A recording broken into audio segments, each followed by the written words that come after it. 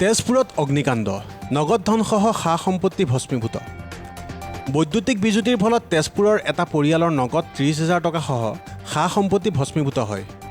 উল্লেখযোগ্য যে দেওবাৰে পুৱা প্ৰায় 10 বজাত তেজপুৰ বৰঘাট আৰক্ষী চকীৰ অন্তৰ্গত ৰাজভঁৰাল গাঁৱৰ আব্দুল ছালামৰ পুত্ৰ ৰছিদুল ইছলামৰ ঘৰত এই অগ্নিকাণ্ড সংঘটিত হয়।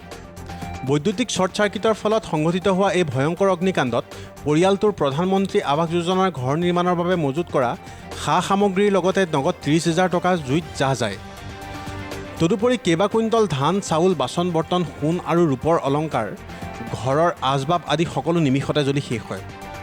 স্থানীয় ৰাইজ আৰু অগ্নি নিৰ্বাপক বাহিনীৰ লোকৰ সহযোগত অগ্নি নিৰ্বাপন কৰিবলৈ সক্ষম হয়। এইটো সেই কাৰেণ্টত শ্বৰ্ট মাৰিছিলে।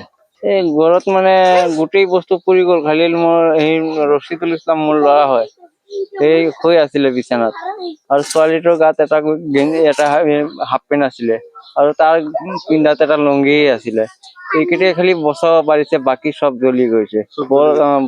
ঘৰত বহুত কিবা কিবি আছিলে, গইনা পাতিও আছিলে, টকা পইচাও আছিলে, ধান চাউল চব মানে একোৱে বচাব পৰা নাই। চৰকাৰী ঘৰৰ টকাও আছিলে, সেইকেইটাই আমি বাটাম চাটাম চিমিট ৰড চড আনিছো। চৰকাৰী ঘৰৰ টকা আছিলে 50,000 উঠাই আনিছিলো, আনি পেলাই চিমিট আনিছো, কাঠ চাঠ আনিছো, আৰু এই মানে গোটেইবিলাক সেই জ্বলিলে। ফায়াৰ ব্ৰিগেড আহিছিল নে নাই? আহিছিলে। কেতিয়া আহিছিলে? সেই লগে লগে 10 মানত আহিছিলে। News desk report, Mahajati into 24 live. বৰ্ণ টু ফিট, বিভিন্ন মানসিক প্ৰত্যাহ্বানৰ মুখামুখি হ'বলৈ অনুপ্ৰাণিত কৰিব পৰা এখন বিশেষ গ্ৰন্থ।